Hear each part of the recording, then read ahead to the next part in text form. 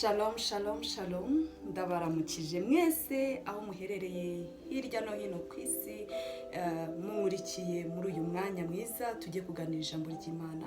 Izina ry'umwami wacu Yesu Kristo riduhana umugisha, amahoro atanga yuzure imitima yacu.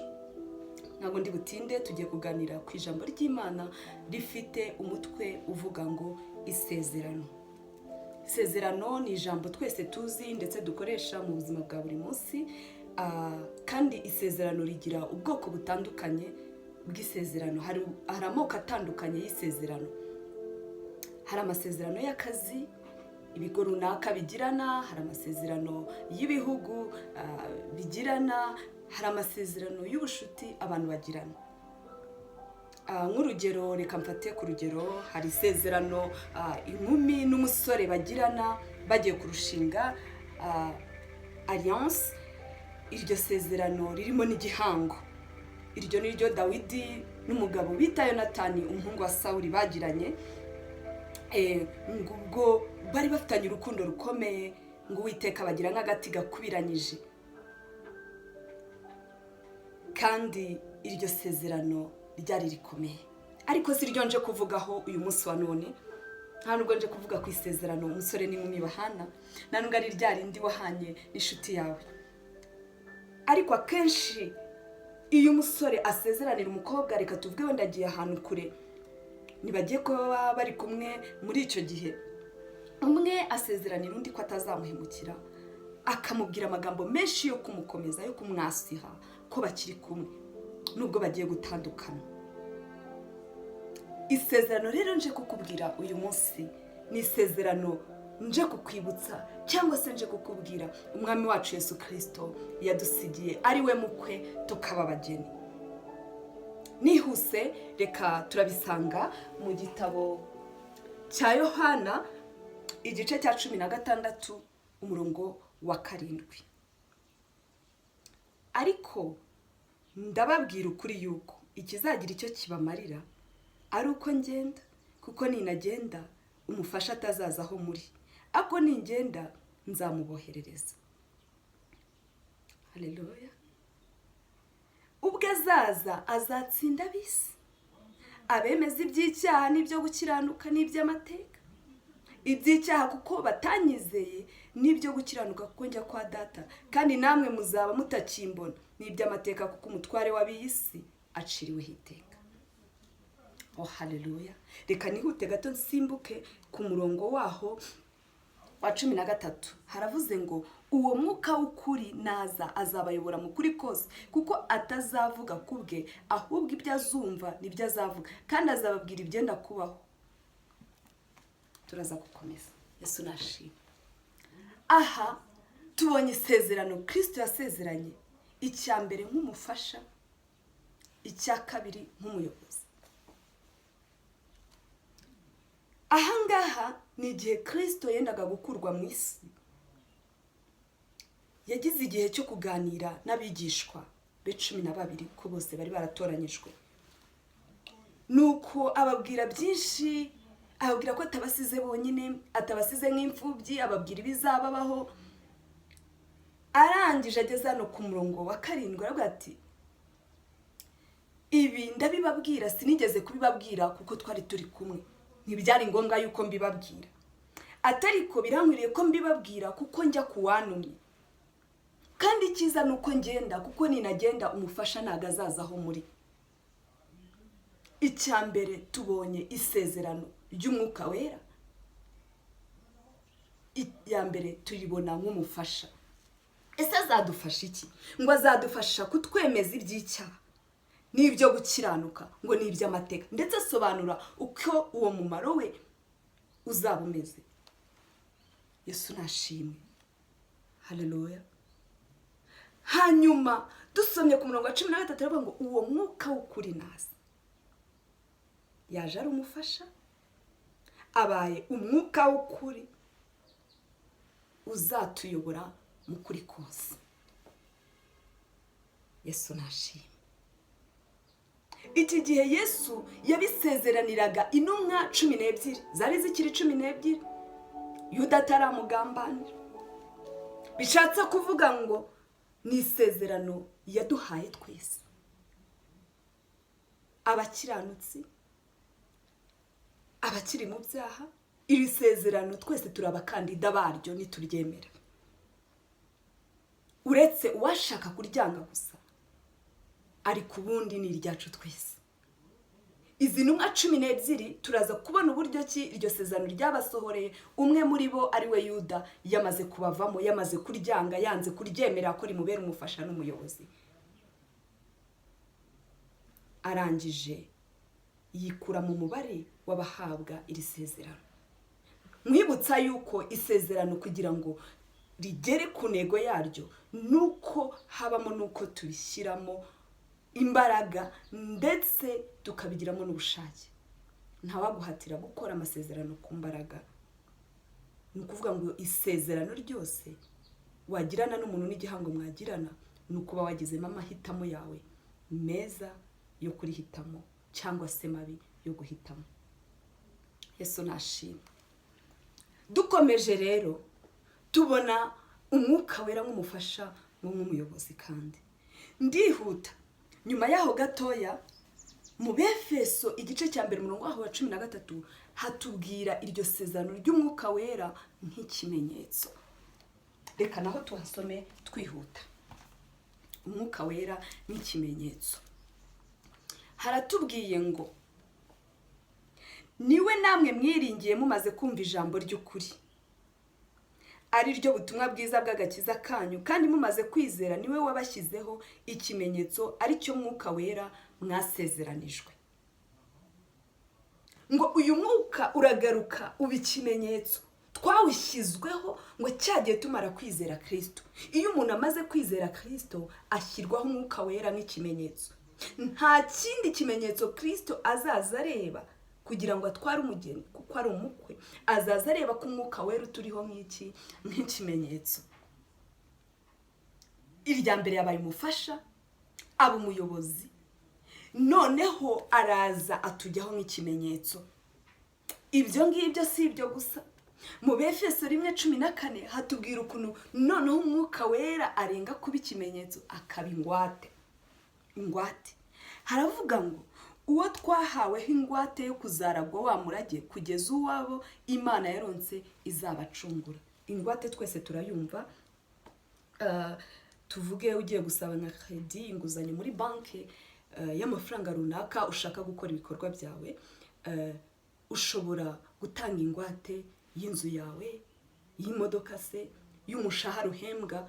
Icyo kigahagarara nk'ikiguzi kugira ngo uhabwe icyo ushaka. Rero ngo uyu mwuka wera nawe twawuhawe nk'ingwate yo kuzaragwa bwa bwami bw'Imana. Ndakomeza ntibyarangiriraho. Mu byakozwe n'intumwa 1:5 hatubwira, katwihute tuhasome. Mu byakozwe n'intumwa 1:5 haratubwira ngo kuko Yohana yabatirishaga amazi, ariko mwebweho mu minsi mikeya muzabatirishwa umwuka wera. Umwuka wera n'isezerano ahangaha none hagaragaye nk'umubatizo. Ngo Yohana yababatirishaga amazi. Nibyo koko twarabatijwe muri Yorodani, nibyo koko aho dusengera hatandukanye twagiye tugira umubatizo. Ariko uwo mubatizo gusa muri Yorodani ntabwo uhagije. Hari irindi sezerano ry'umwuka wera ko tuzabatizwa no mu mwuka wera. Ese wari wabatizwa mu mwuka wera? Oh haleluya. Ibyo ntibyarangira gutyo gusa. Mu byakozwe n'intumwa 1 haratubwira ngo icyakora muzahabwa imbaraga umwuka wera nabamanukira, kandi muzaba abagabo kumamya i Yerusalemu n'i Yudaya yose n'i Samariya no kugeza ku mpera y'isi. Ninshaka reka mbengeza. Umwuka wera, umuntu amaze kubatizwa mu mwuka wera, umwuka wera yongera kumugarukaho ari imbaraga, umuhindura umuhamya. Yesu nashimwe. Iki ni igihe ngo Kristo yarazutse, ngo amaze iminsi 40 abonekera intumwa ze. nuko ubwo yababwiraga mu byakozwe n'umwe rimwe gatanu ngo Yohana yabatijishaga amazi ngo ariko noneho mwebweho mugiye kubatirishwa umwuka wera, kubatizwa mu mwuka wera. Nuko ngo baramubaza bati none se databuja iki nicyo gihe ugiye kugaruriraho ubwami bwawe mu isi? Nuko ngo Kristo arabasubiza ati si ibyanyu byo kumenya iminsi n'ibihe data yagennye, ngo ni ubutware bwe wenyine. Oh haleluya. Nuko arangije arababwira ati cyakora muzahabwa imbaraga umwuka wera nabamanukira, ngo namwe muzaba abagabo kumamya i Yerusalemu ni Yudaya yose ni Samariya kugeza ku mpera y'isi. Muri iki gihe dufite ingorane ko abantu benshi hirya no hino bari guhaguruka bakaba abahamya bataruzura umwuka wera, batarabatizwa mu mwuka wera, kandi uwo mwuka wera niwe uduha imbaraga ziduhindura abahamya.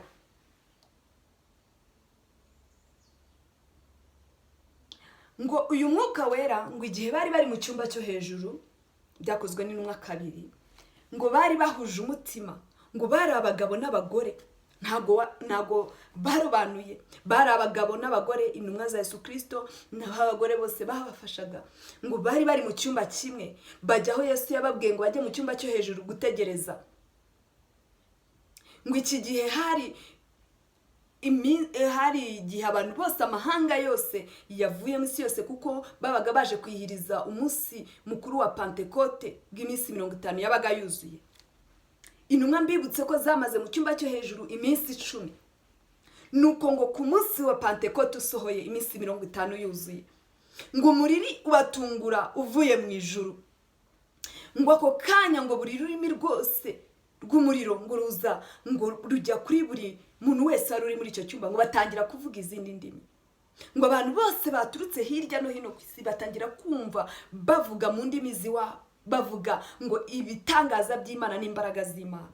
Ngo baratangara cyane, baravuga ati abangaba si bamwe bagendanaga na Yesu batigishijwe n'iki gitumye babasha kuvuga indimi ziwacu.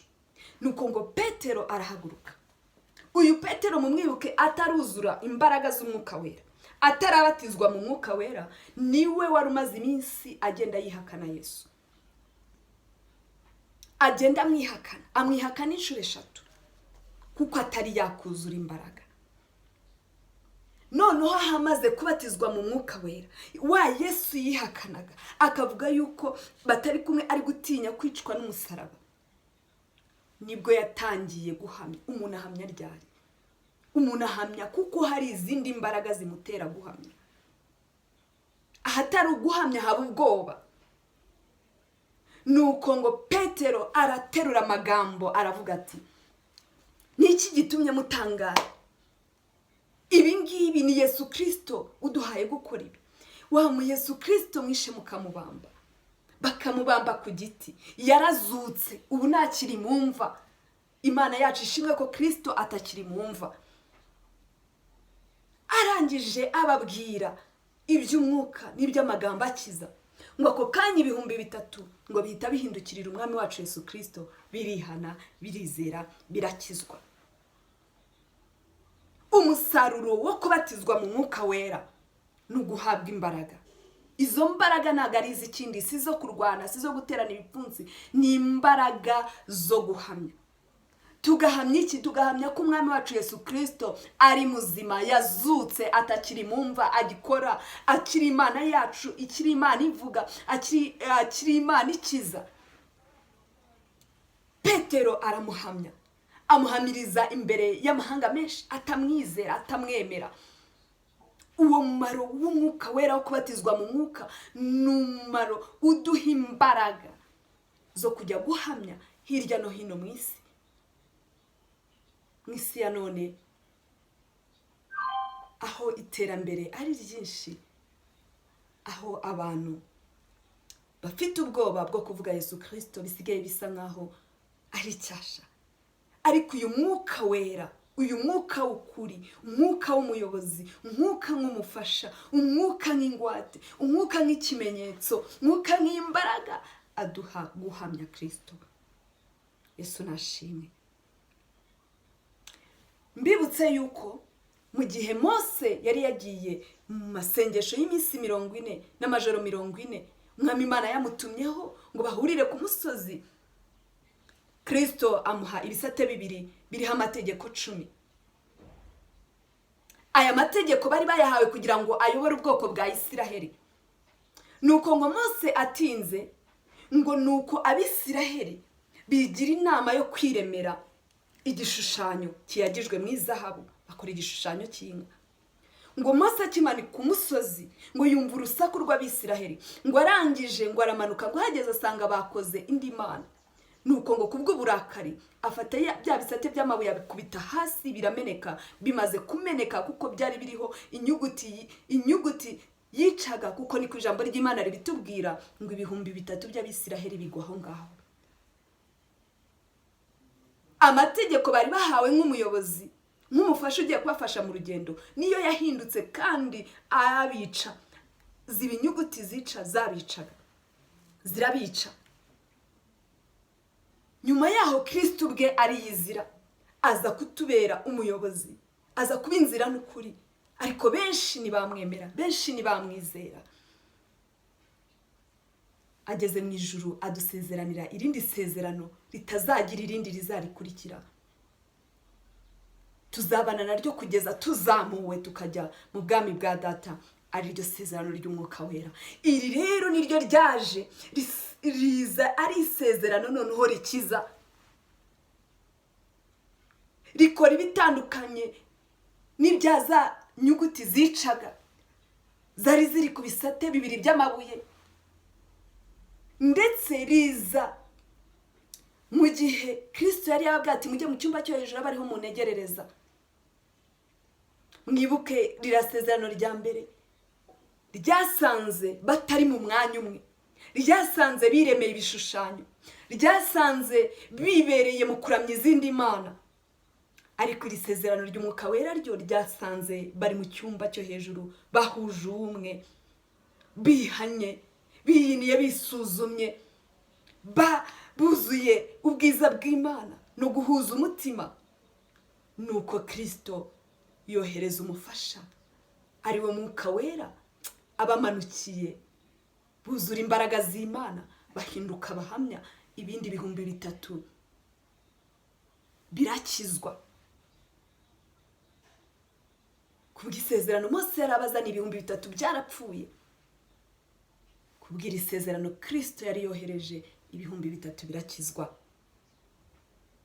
Ndasoza nkubwira ngo Yesu Kristo uko yarari n'uyu munsi niko ari kandi niko azahora.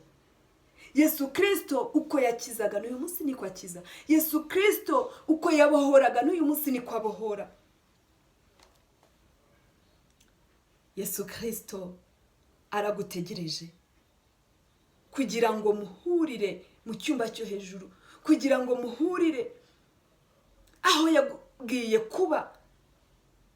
N'ahandi ni ukwiyambura ibituremera, ni ukwiyambura ibyaha byacu, ni ukwikuraho umwambaro atadusigiye, maze uwo mufasha, umuyobozi, ikimenyetso, ingwate, umubatizo, imbaraga, guhamya k'uwo Mwuka Wera kukamanukira muri twebwe. Ndagushimiye cyane kubana nanjye, kandi mwifuriza kugira ngo uzamuke mu kwizera, ushakashake ubwami bw'Imana, ujya ahantu wiherereye usaba Imana Umwuka Wera. Nibyo koko yaje nk'umufasha mu buzima bwawe kwemeza iby'icyaha no gukiranuka n'iby'amateka. Nibyo koko waramwizeye, umwuka w'ukuri amaze kukubera umufasha atangira kukubera umuyobozi. Ni byiza. Aho umaze kwizera kuzaho nk'ikimenyetso, ni byiza rwose. Ariko ibyo ntibihagije. Tera indi ntambwe ubatizwe no mu Mwuka Wera, kuko nibwo uzahabwa imbaraga zo guhamya. Yesu Kristo amaze kubamanurira uyu mwuka,